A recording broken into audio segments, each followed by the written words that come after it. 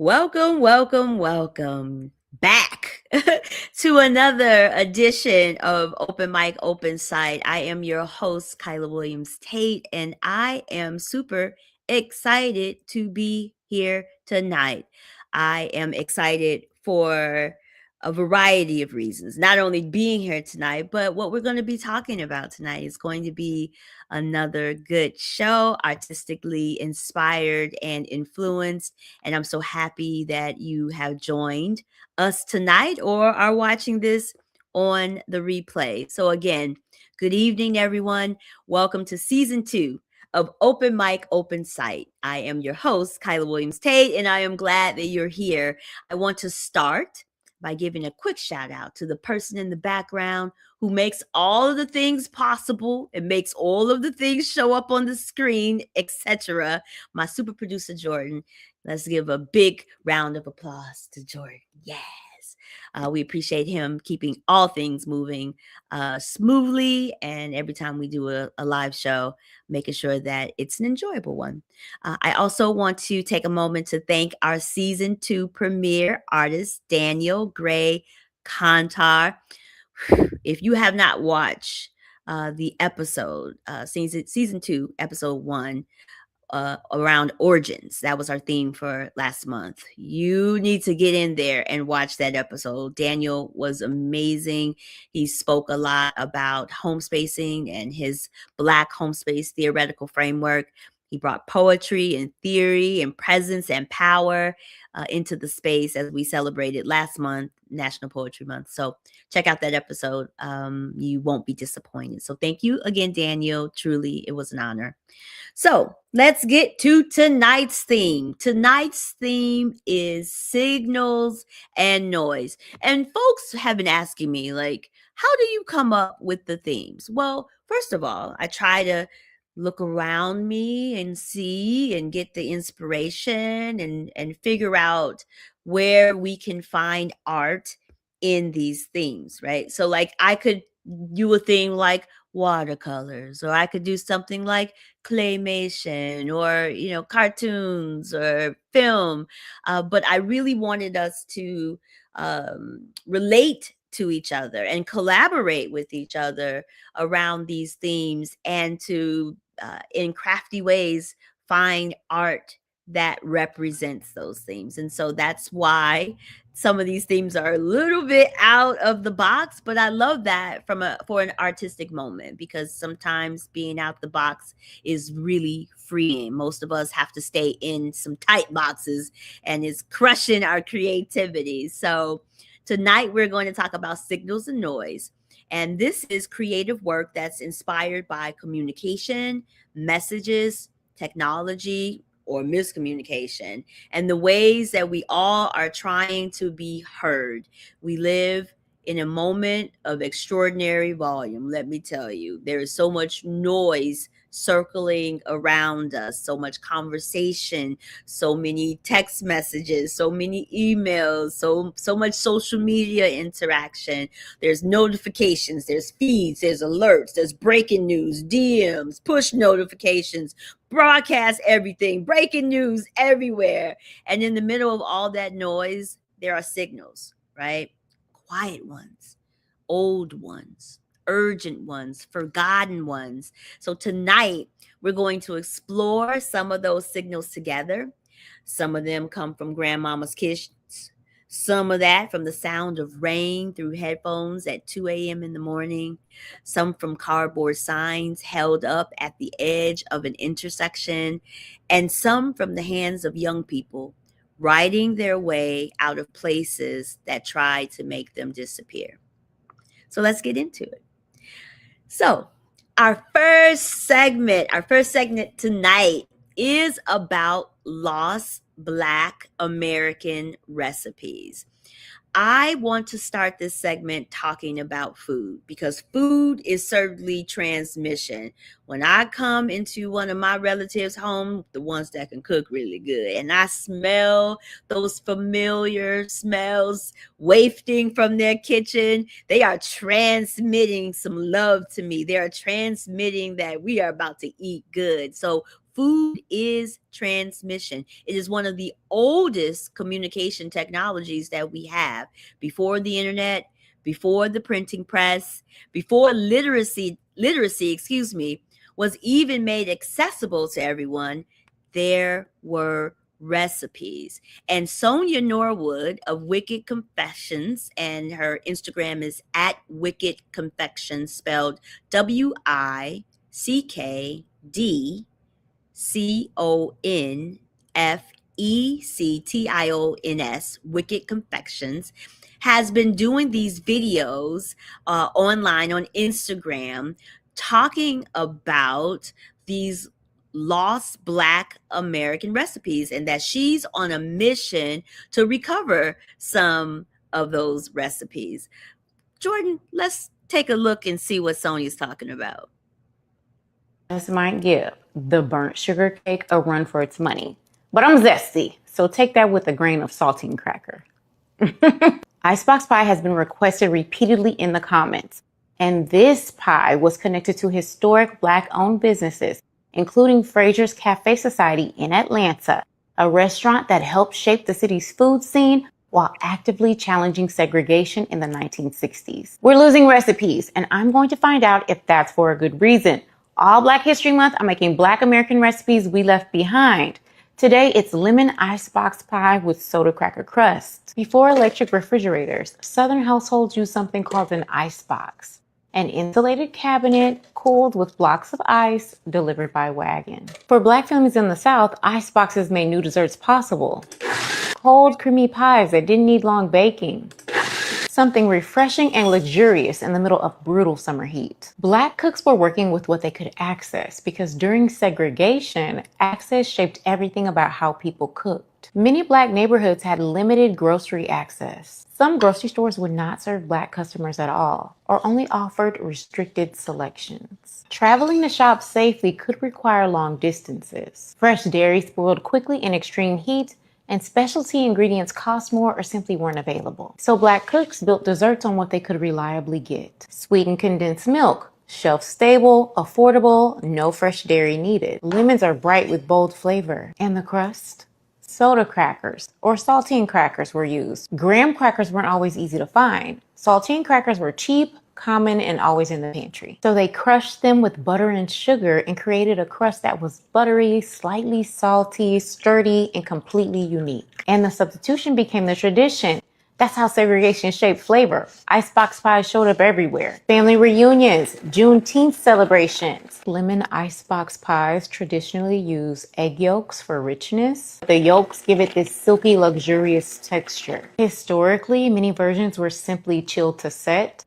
I'm not quite comfortable with raw eggs, so I'm gonna bake mine briefly to gently cook the eggs, just for peace of mind. Today, many people enjoy icebox pies without knowing the historical circumstances. And as refrigeration spread, Jell-O and boxed puddings replaced many homemade versions. Cultural rebranding folded them into mainstream Southern cuisine, like some of y'all do in the comments section, instead of recognizing their Black culinary roots. I think the only thing that will be different here is the soda cracker crust. I certainly put a sky-high meringue on here, didn't I? That was a choice. I'm really curious about the soda cracker crust. It's so crunchy. I prefer it over graham cracker crust. So silky and tart and rich. I'm glad I added the eggs. This is so good. Yes, right? So I've been following and watching all of those videos and really taking some of those recipes down myself and talking to my mom about it.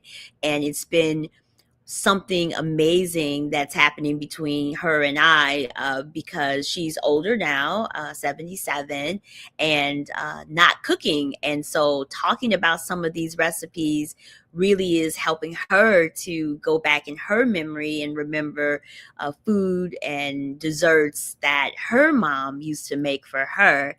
And it's just really been a tender moment between us. So foods like vinegar pie. Like, I've never heard of a thing, but there is a thing that they used to make in those times called vinegar pie, born out of necessities when lemons were out of reach. Because again, in the slave times, you got the scraps and the leftovers, and so sometimes the fresh things were not available to you. Molasses pulled candy left in the pews of black churches in the early 20th century.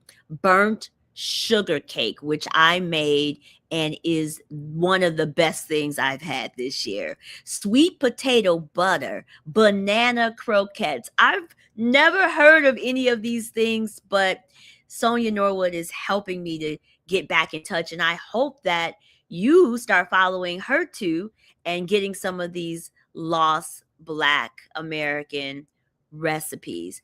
These recipes existed long before they were ever written down. They've lived in bodies and memories of people whose stories were systemically excluded from the official record. And if you follow me on LinkedIn and some of my other channels, you know that archival history is something that's super important to me. So, Sonia, first of all, great job for doing this and taking up this cause.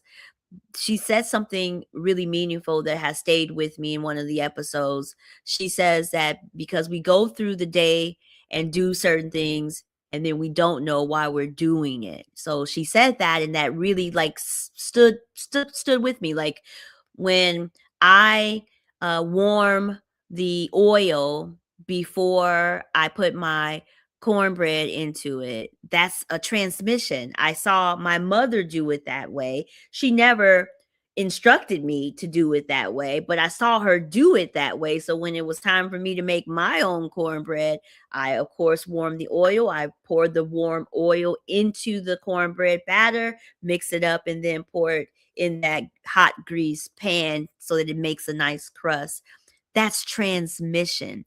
So when we talk about transmission of communication, we ask ourselves, who sent that signal? And for me, that was from my mom. And how did it get to us? It got to me through watching her cook a recipe that she probably likely got from her mother.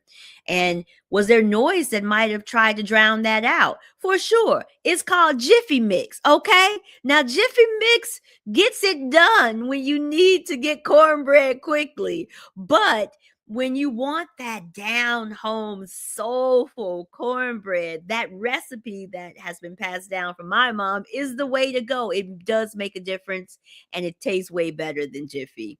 And what do we do when the original signal is barely audible? Okay. So, like when we're talking about cooking, everything is fast food, whether it's being delivered to you, where you're picking it up yourself, or even when you're going to the grocery store. There's lots of shelf stable things on the grocery store shelves, and some of our grocery stores, especially in some of those food deserts and grocery desert places, they don't even have the fresh food. So what do we do when the original signal is barely audible? Well, Sonia is using technology, and as you know, what I do for a living as the digital equity director of Cook County. So, using technology is a way to help us to amplify the signal, specifically social media, Instagram, video. These are amplification of signals that were never meant to disappear in the first place. So, Sonia has millions of views on her videos. People are leaving comments about what their grandmothers made and about memories they know that they didn't even know that they still had. And that is what it means to transmit something worth keeping. So kudos to you, Sonia. All right. And again, you can follow her at Wicked Confections on Instagram. Thanks, Sonia, for being the inspiration for segment 1 of tonight's open mic open site. All right. So we are now going to move into the second segment of tonight. We're going to talk a little bit about the auditory ways that signals are communicated. So for our next segment, we are going to talk about, and let me do it right, ASMR. We're talking autonomous sensory meridian response, ASMR. Jordan, cue up the video.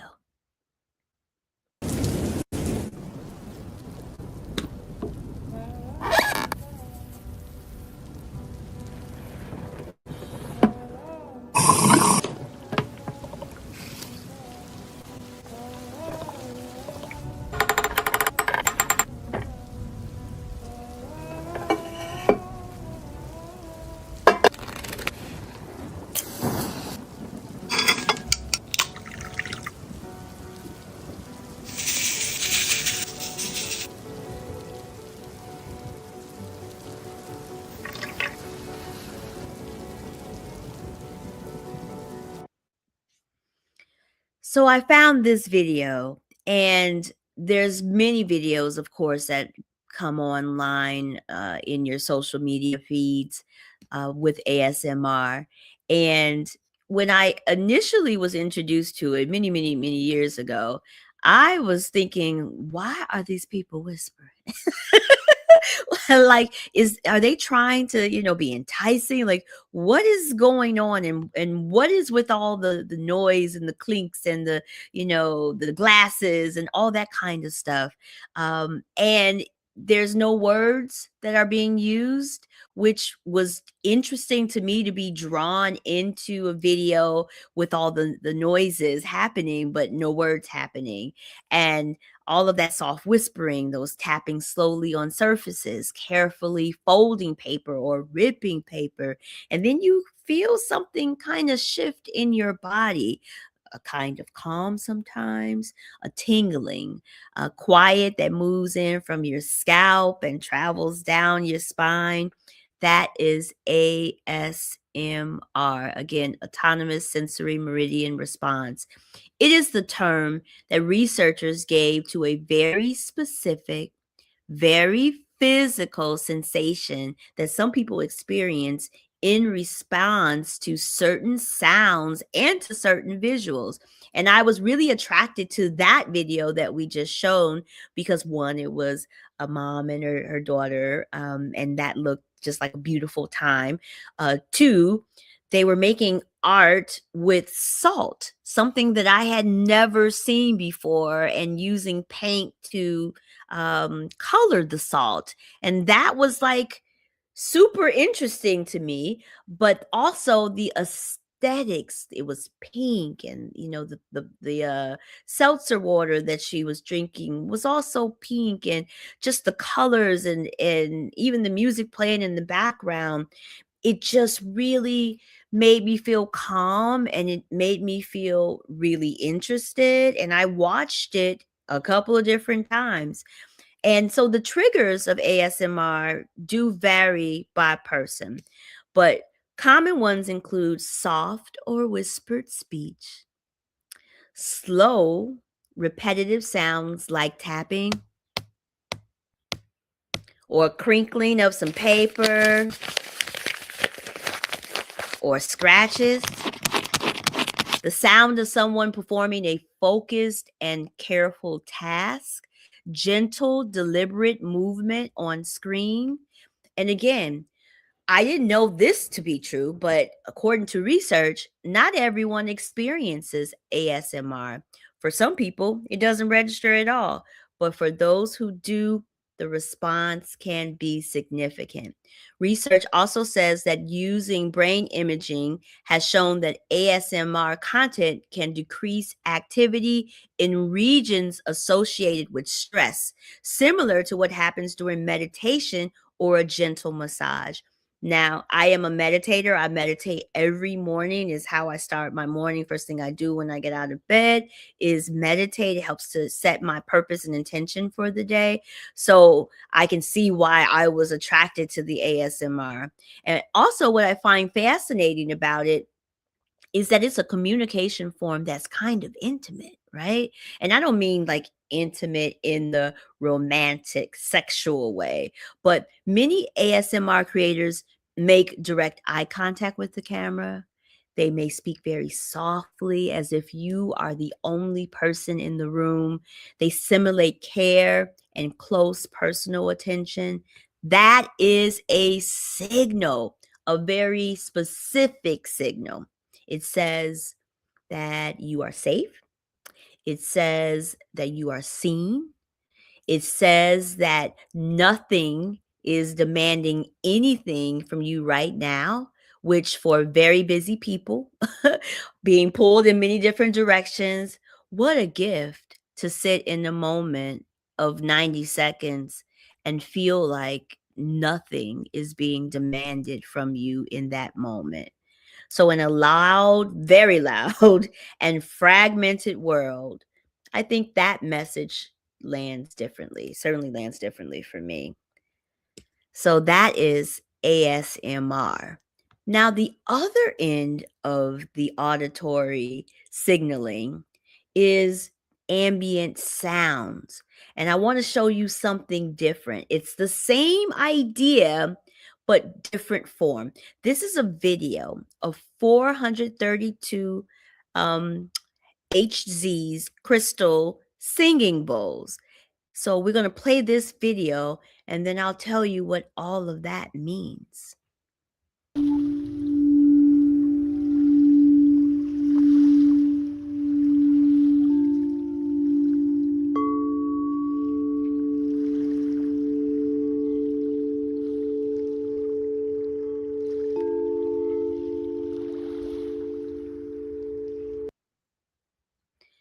So that is crystal singing bowls. I have a couple of those also in my home. And sometimes when I'm, doing performances or poetry, I'll bring some healing chimes or the singing bowls. Those are instruments made from high purity quartz crystal. So when they're played, either by striking it or rubbing the rim with the mallet, such as the gentleman in the video, they produce a sustained and resonant tone, a sound that vibrates literally. And I don't know if you felt it while listening to the video, but it vibrates on the inside of your body, like it gives your body some movement in response to those vibration. Now, the 432 HZs refers to the tuning. Most Western instruments today are tuned to the note of A at 440 HZs, which is the modern standard.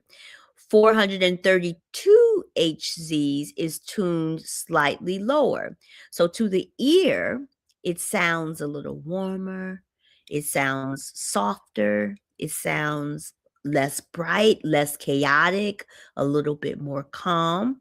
So sound healers and practitioners who work with crystal bowls often describe 432 HZs as more harmonious with the natural resonance of the body. And many people report that it supports deeper relaxation and a more grounded meditative state. Now, there's a lot of science on frequency and specific science that claims that things can help, heal the body. Hearing certain tones can lower your blood pressure. And there's a lot in this space that's still developing, but I'm a believer because I have trouble staying asleep. I don't have a problem going to sleep. I'm an early go to sleeper. You know what I'm saying? At 8:30 normally I gotta wrap it up because I wake up pretty early in the morning. But it's hard for me to turn my mind down enough for me to sleep through the night. So what I've been doing is right before bed, been listening to these healing chimes and other ambient sounds. So this would be considered under the ambient sounds category. And it's really been helping me not only rest and sleep through the night, but it also has helped to lower my blood pressure a little bit because, again, more sleep, your body just responds better. But also, I, am on the borderline of having a little bit of high blood pressure. That's hereditary, as in most of Black culture, that is, and in my family for sure. But I've been listening to some healing chimes vibrations around lowering blood pressure and in increasing deep breaths, because most of the time we're not breathing deep enough. We're breathing very shallow. And so there's lots of debates, and people who are listening to this right now are probably like, Kyla, girl, come on with your woo woo talk, right? Like, you are not listening to no healing chimes and it's making your blood pressure go down. I'm letting you know I'm a believer, and I believe the debate. It's a debate, but I believe in it, that it is healing. I feel like it's healing. So even though the research does support that vibration itself, regardless of exact tuning, can help the mind soften and can help your thoughts soften, especially if you're trying to sleep. There's still a couple of naysayers that are out there, but I believe that listening to these chimes and other ambient sounds to calm yourself down and to quiet your mind is the kind of stillness that many of us are seeking. I know that I am not the only one who finds it hard to wind down after work, and managing all the things in your home that you have to manage, and all the people that you have to manage in there. So I would encourage you to try some ambient sounds. Now, again, a lot of the ambient sounds have different frequencies and have been tuned to different notes.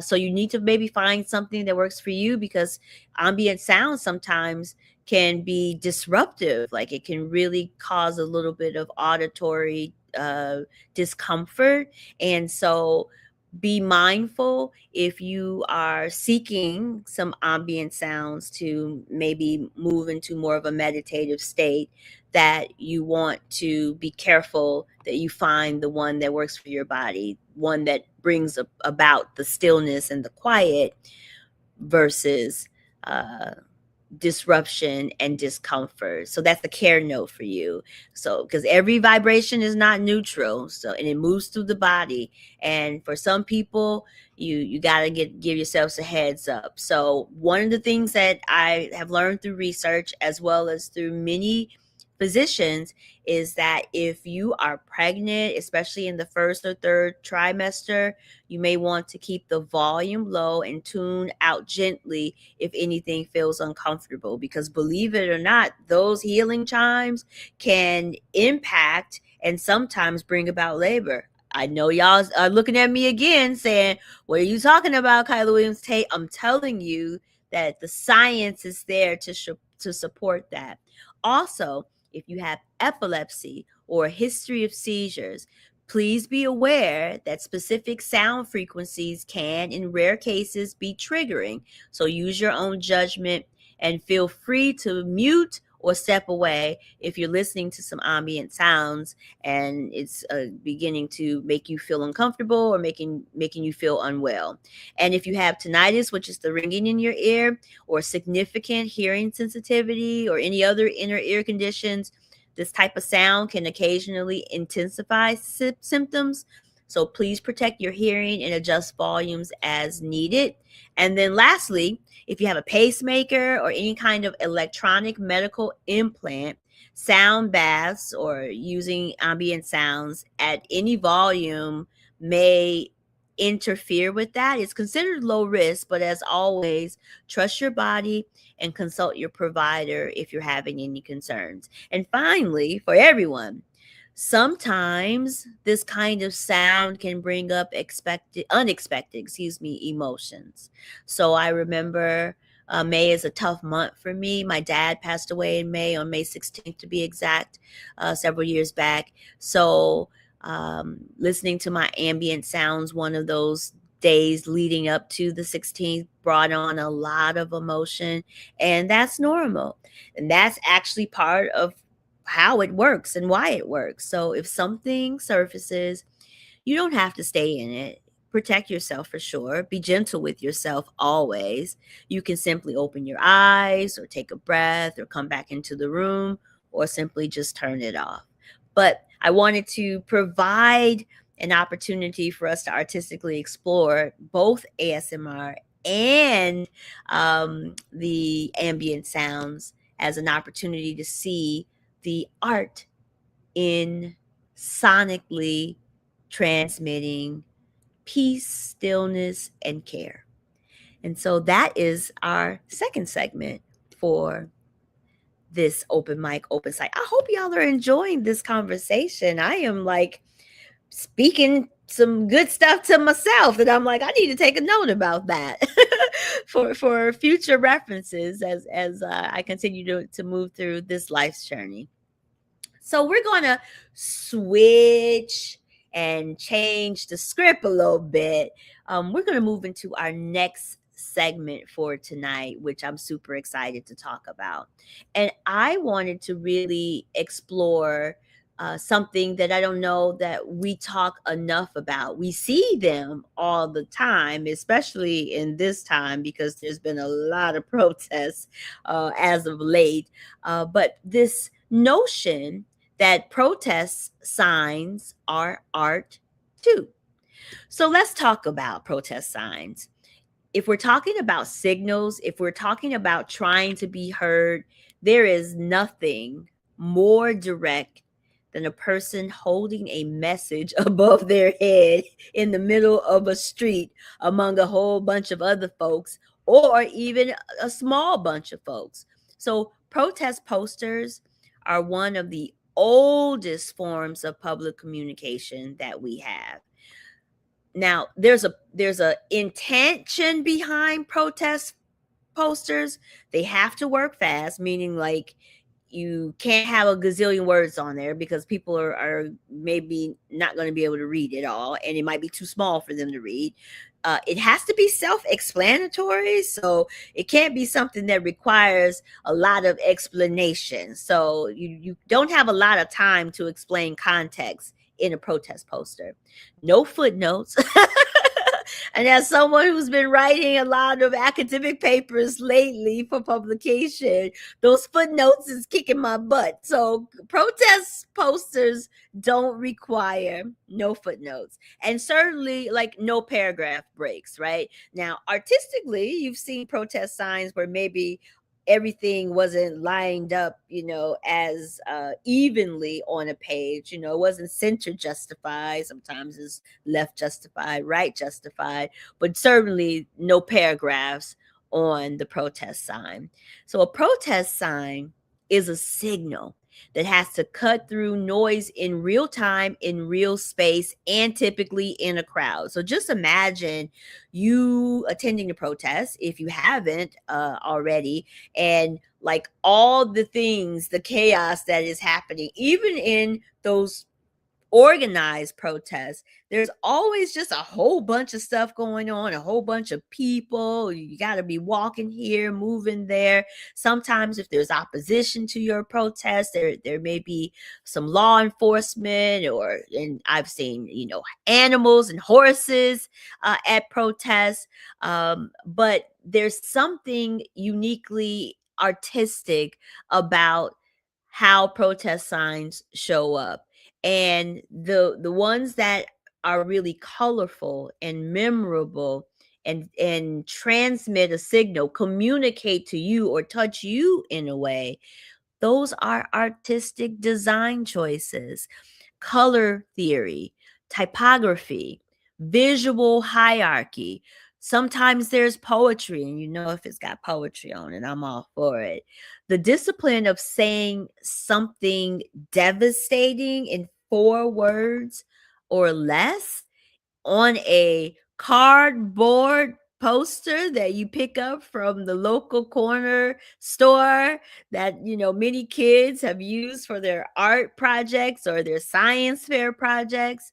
So PBS Southern California did a really good piece on the history of protest posters, and I read through that study and watched a couple of videos. And what struck me in that presentation was how consistent the goal has always been across different eras, different movements, different continents. The goal is signal clarity.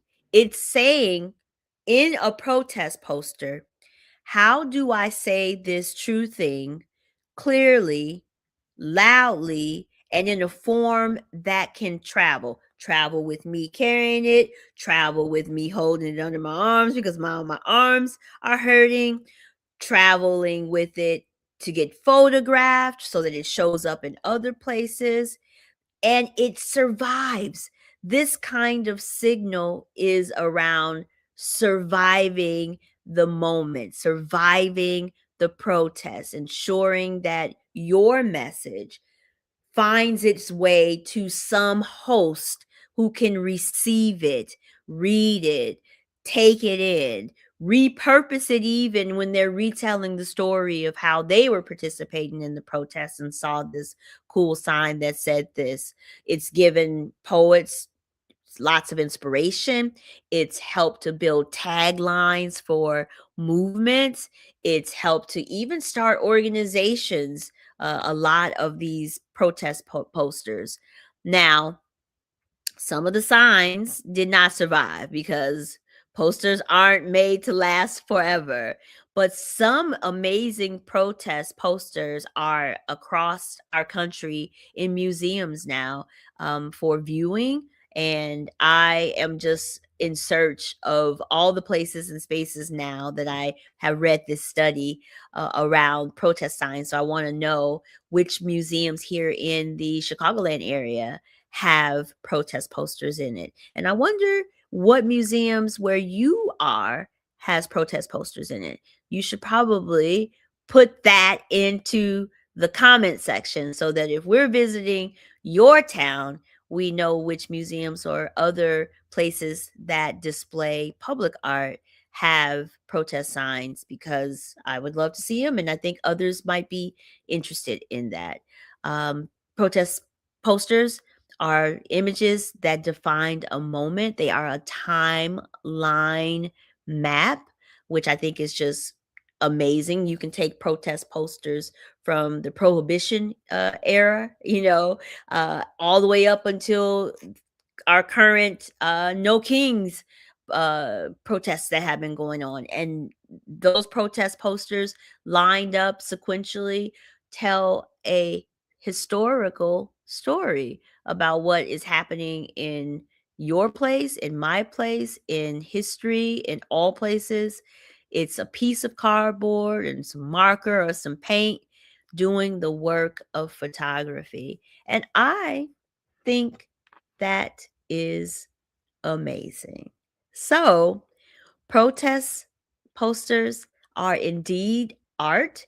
And if you have made a protest poster and have a picture of it, I would love to see it. So you can comment that if it's someplace that's hanging or someplace that we can see it. I would love to be able to reference that in the future and to attribute you to creating such a cool protest posters.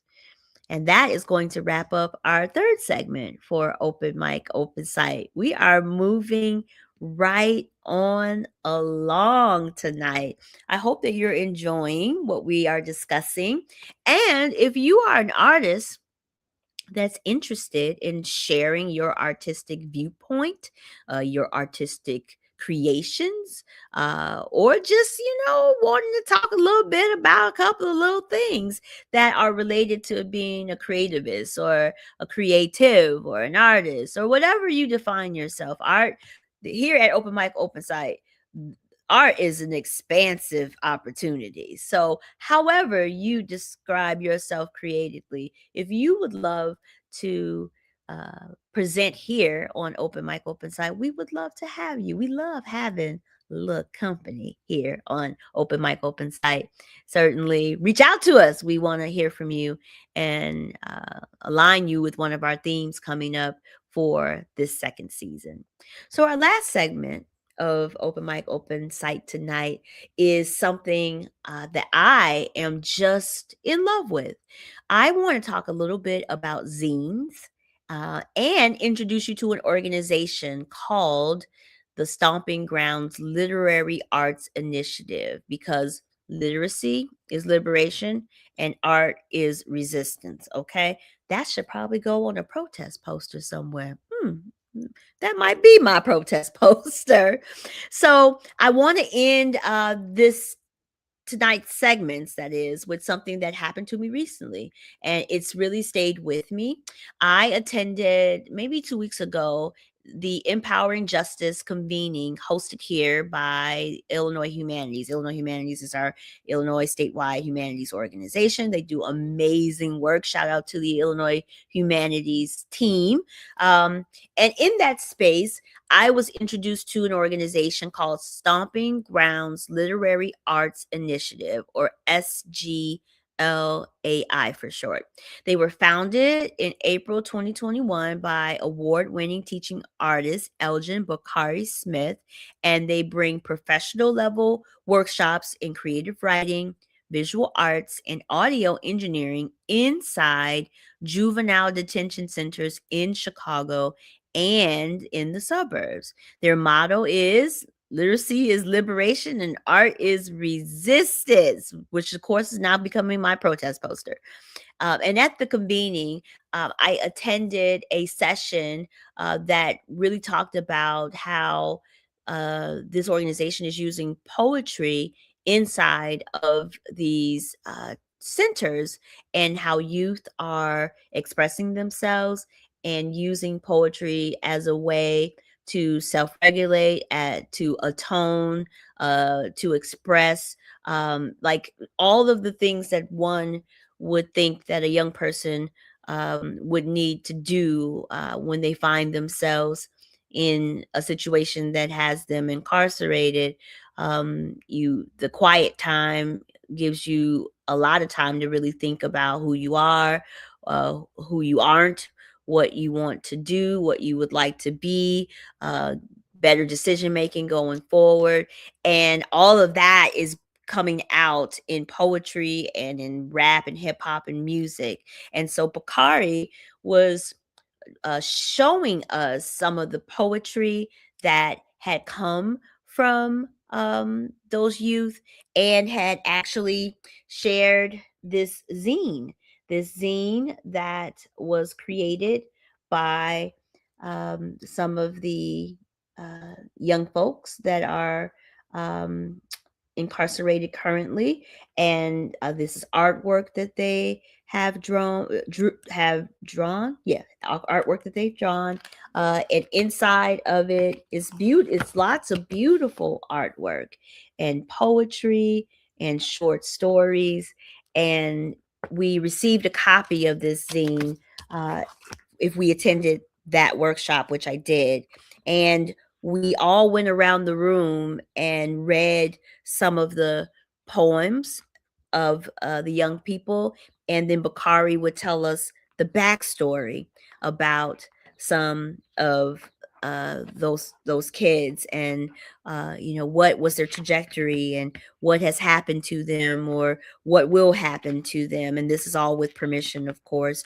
And then beautifully at the end of that, we wrote letters to those kids to let them know that we appreciated them sharing their art work with us, and being able to provide some words of encouragement for them as they continue to do whatever they got to do to atone and serve their time, and make amends, and continue to heal, right?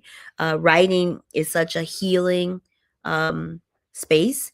And I really appreciated being able to be in the space with the others and learn about this program, and got to get a copy of this zine. And I'm just a fan of zines, really, because they are short moments that we get to experience something super interesting that a book, which is a longer format, sometimes takes a little longer to get through. So a zine, which stands, is a short version of magazine, but a zine is self-published work, normally, usually in small format, usually made by hand or through simple reproduction.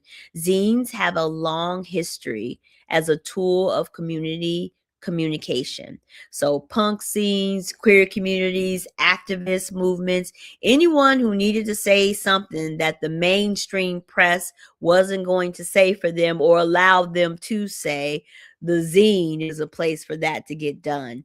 Zines are filled with poetry and artwork and other short stories and drawings, and all kinds of things can go into zines. And I have a couple of zines that I've picked up from some of the places and spaces that I've been. And this is I got this zine when I was at the Black Information Future Symposium in Seattle, Washington earlier this year. And I love this zine because it starts like this, and then you can unfold it, and then you keep on unfolding it, and it's got all kinds of cool things, and you can write in it yourself. So I love this little zine and have held on to it. And then here's a zine from a librarian here in the Chicagoland area, Todd Miller. Talked about this zine at one of my sessions for Voices of Digital Inclusion, but it has really good stories and artwork. And I just love the self-production quality of zines. It feels like uh things that, like, I shop a lot on at Etsy, so there's lots, they use the words artisan, there's like artisan um uh products, and zines feel like that. So I love these zines, and I keep these on my desk in places. I have them in my home. So if you've given me a zine in the last 3 to 5 years, people in my house or people in my office have probably read it. So keep on doing that work. And then again, shout out to the Stomping Grounds for the amazing work that you're doing with those youth, and encouraging them to keep on writing from the inside, and that there are people on the outside who care about them and are rooting for them to make a complete turnaround if possible, and for them to stay encouraged. And I think that that's a good message for us all. And in the room, all of the adults, I mean, we were like near tears reading these poetry and short stories from the kids. And that was signaling. It was like the kids were signaling to us clearly, beautifully, defiantly. And if I was to be asked in this moment, like what it was saying to me, what did I hear through the noise that these young people may needed an answer to, I would say that they were signaling to us that they are sitting in one of the hardest places to be heard in this country, right? Again, not knowing what they did, not knowing how long they're going to be there.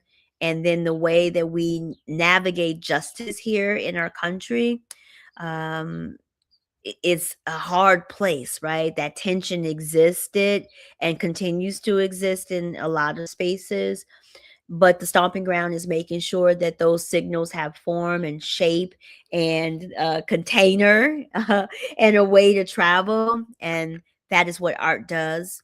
That is what zines do. That's what tonight has been all about all of the signals and the noise. um, and so I think we were able to have a transmission breakthrough that for that session, and hopefully it's broken through for you as you watch this on the replay and interact with this video in the future. So if you want to learn more about the Stomping Grounds Literary Arts Initiative, please visit sglai.org. And if your heart so desires, give them a little attention, give them a little support, give them a little signal boost. Okay. So we have made our way through this entire episode. It's gone so fast, but I really do hope that you've enjoyed it, that you have found something helpful and interesting. I want to encourage you again, if you are interested in joining an episode of Open Mic Open Site. Our next one is on June 24th. We are always live on YouTube and LinkedIn the last Wednesday of every month from April through October. So our next Open Mic Open Site is going to be on June 24th. The theme is time travelers. I'm so excited about this theme because I don't know if y'all used to watch Star Trek, right? And I have always thought that by this point I would be able to, blink my eyes or click my heels and end up, someplace else, right? So the time traveling hasn't quite been figured out. I think they used to do that on the Jetsons too, a little bit of time traveling. And I know they did that in a couple of movies as well. But the theme next month is time travelers, excuse me. So art that moves across timelines, past, present, future, in your memory, or even in imagined worlds. Oh, I love the thought of time traveling in an imagined world. So fun. So if you're a poet or a visual artist, musician, storyteller, a mixed media creator, any kind of creative, regardless of discipline, if you want to explore, or if your work currently explores time and memory and legacy, or the imagination of futures that haven't arrived yet, we want to hear from you. We do offer a small stipend to artists who appear on Open Mic Open Site because honoring creative labor matters to me. So know that if you appear here this season, you will receive a small stipend. So you can reach out to us at the collaborativecommunity.org, and that's collaborative spelled like CollabART,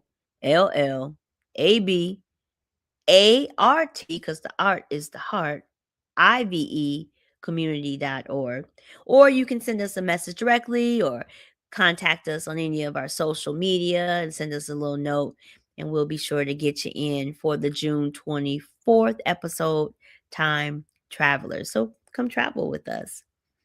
And in closing, we've made it to the end of the episode. How fun!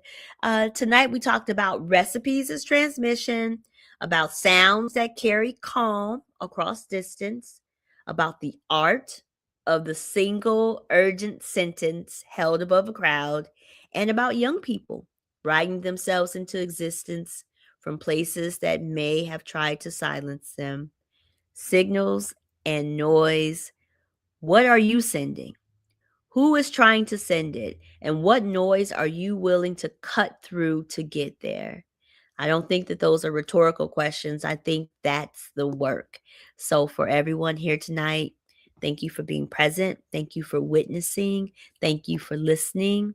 And a special thank you, always, always, to super producer Jordan for keeping all the things running and making sure all the clips and all the pictures and all the things showed up tonight. Again, if you want to stay connected to the collaborative community, you can visit us at collaborativecommunity.org. Until next time, please take care of yourselves, take care of each other, and stay tuned to the signals that matter. Good night.